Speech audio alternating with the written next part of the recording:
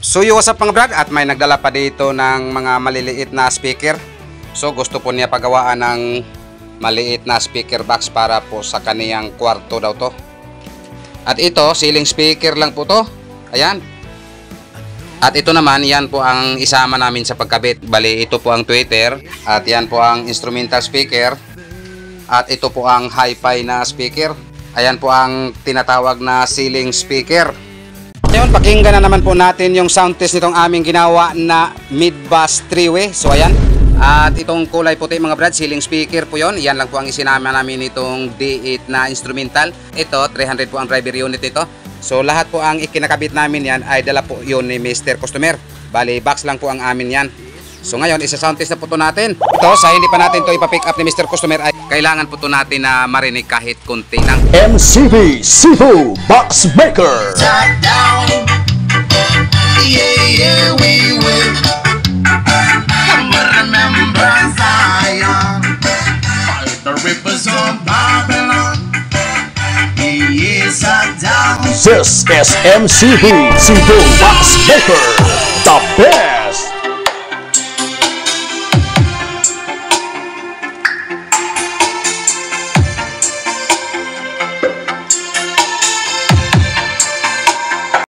So what's up mga brad, update na naman po tayo uli sa mga nag-order nito. So yan, napakadaming box po. Lahat po ay wala pang pintura. Katapos lang po ito naglinis. Bukas, masilya po ito namin para masimula na po sa pag-primer. Ayan, napakarami. So yan, 12 po yun. 10 po nito ay D18. At ang dalawa naman ito ay D15. Ito po ang D15. So at ito lang po muna ang mga box natin sa ngayon. Ito po ang dahilan bakit hindi po kami nakapag-reply sa mga nag-chat sa amin. Lalo na po sa mga nag-comment sa aming post. Or sa mga nag-text sa aming cellphone number, hindi po kami nakapag-reply agad ng dahil po nito. So ayan. So ito lang po muna ang pinukus namin. Kaya po ang dahilan na hindi po kami nakapag-reply sa inyong mga chat.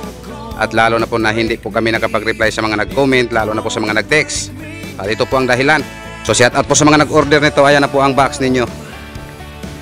Bukas, imamasilya na po ito namin. Pagka sa susunod na araw ay pa-primer na naman.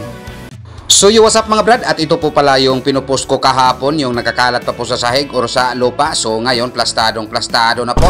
Out of 12 box, dalawa nito ay D15, yung 10 ay D18 po lahat. So shout out po sa mga nag-order ito. Ayan na po ang box niyo sir. Basta speaker box ang iskutan, aba, dito ka na sa MCB Cebu Box Maker with contact number 0923-375-3232 or 0916-274-0287 o unsay ginahalat nimo karina.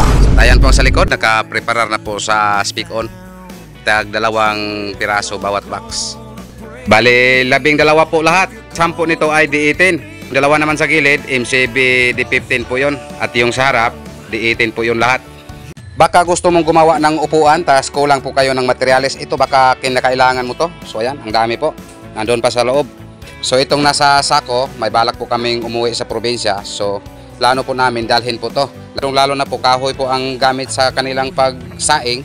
So ito, laking tulong na po to. So ayan, ipinasok na po namin sa sako. At meron pa. At nandun pa sa loob. Ikaw o kayo, baka gusto po kayong gumawa ng upuan. So puntahan nyo lang to dito. Ang dami pong nagkalat. Hindi na po to namin magagamit. Kulang na po to sa sukat. So ayan, ang dami pa.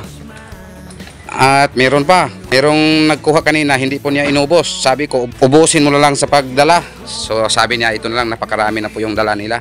So ayan, baka gusto nyong gumawa ng kahit ano po ang... Kayo na lang po ang dumiskarte niyan kung ano po ang gusto nyo. Dito pa sa ilalim, napakadami. Ayan. Baka gusto po kayong gumawa ng mga upuan, kung ano pa. So ayan, punta lang po kayo dito. 4 na D18. So ito lang po muna ang kinakargahan namin dahil may lakad pa po yung isa mamaya. So ito lang po muna.